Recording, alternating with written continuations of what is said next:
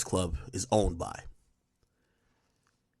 If there was an allegation about Charlemagne that, remember, they own several hundred radio stations. Say they kept platforming someone that was saying these allegations about Charlemagne in Charlemagne's negotiation year. And they were pushing this person to another radio station, another radio station, another radio station. And now Charlemagne, if he was asking for X amount of dollars, they then say you're only worth X divided by 3. And then he was also trying to do some other stuff with some book stuff over here. And then they're saying, well, I ain't gonna lie, like it's looking kind of hot for you right now because that's happening. And then he's looking at this to say the major source of why this is going on is because of the company I work at and them wanting to try to devalue me. I'm pretty sure he would file legal notice too. I mean, Charlemagne has definitely sent legal notices to people who have lied on him about things. Right? Yo, cease and desist. Stop fucking playing with me.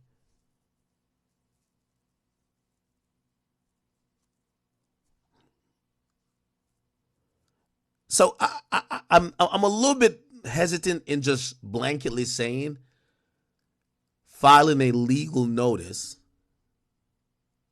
means you're being a hoe. I believe there was a time that Star, and I don't want to dig up no bullshit, but like Star from Star and Buckwild said stuff about Charlemagne, and he got a cease and desist. Now, granted, you might think that's slightly different, but still, if there was an entity platforming either allegations or whatever that was destructive, like there was a time Charlemagne lost a couple of D's because of some of the bullshit being platformed. I'm pretty sure if he could have filed legal notices to either correct that or stop it, he probably would. So I don't know if I agree with just blankly saying somebody's a hoe. Hovey ho to be exact, okay? He's fighting the same war that Michael Jackson fought. Drake is taking a stand for the art and the artists. People who are running with that narrative would hold Drake's penis while he pees and shake it for him when he's finished. Okay, Drake has been handling this terribly since Not Like Us dropped. And please, let's keep this in mind. Drake, you're in this position because you tapped out. Okay, you chose to tap out after you heard Not Like Us. Kendrick dropped too much tune for your head top. Okay, he gave you Euphoria 616. Too much tune for your head top is hilarious. In LA, Meet the Grams, and Not Like Us. It was too much for you because you didn't have to tap out after the Hard Part 6. You could have went in the studio and gave us a bop. Now, I'm trying to really, I'm walking a very tight rope here because I want my comments. I'm making a very concerted effort to try to be as fair as I can. Okay, that is also a point, right? I think why some people are coming to the conclusion Charlemagne is coming to, and what I'm calling a sleight of hand mostly, is because they're saying, and it goes back to what the person from UMG told me. They said, think about how arrogant you have to be in the middle of a contract negotiation, then getting a rap beef. They're like, do you know what rap beefs are? People lie on you. Say, lying's always been a thing. This is a direct wording from, say, lying's always been a thing. Tupac said he fucked Faith. What else lie? Jay lied about Nas a bunch. Nas lied about Jay a bunch. Lying is part of this. So to have a integrity-filled battle means you didn't understand what a rap battle is. A rap battle is filled with lies. It's filled with slander. So why would you do that during a negotiation? If you know it could go any way and there's really no rules. So that was a point that I thought about. I'm like, yeah, that's a good. But then I guess to wrap this up was they said, and then I kind of agree. They said, let's just throw these numbers out as just to make this make sense. So Drake said he got 400 last time. This time he wanted 600, allegedly. Well, why would you get in a rap battle? Oh, you got in a rap battle because you wanted to roll the die. You wanted to gamble. But you know what happens when you gamble. You could win or you could lose.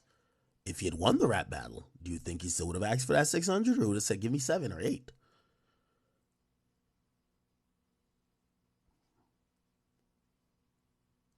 People think that you lost. What happens when you lose in a casino? You don't leave with the 600.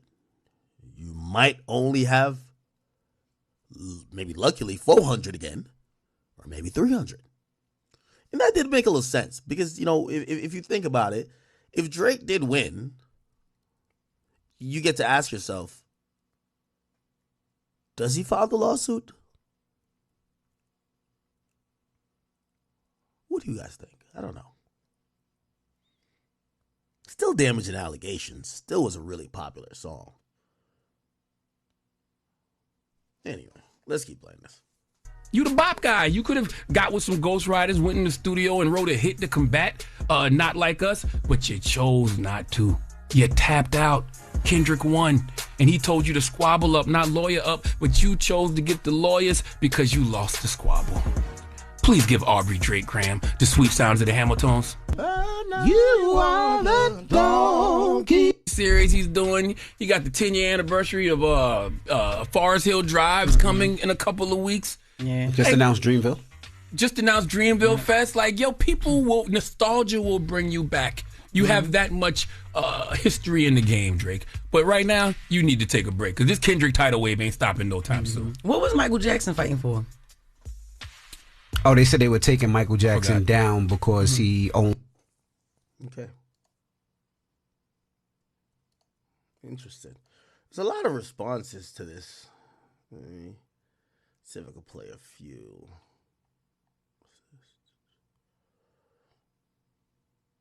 Okay. Speaking of timing, did you see Stephen A. Smith is speaking on hip hop these days? Hilarious. Here we go. It involved Drake and Kendrick Lamar. Now, remember last week I had to talk about this Drake lawsuit thing, right? Well, it's some additional news that y'all need to know about.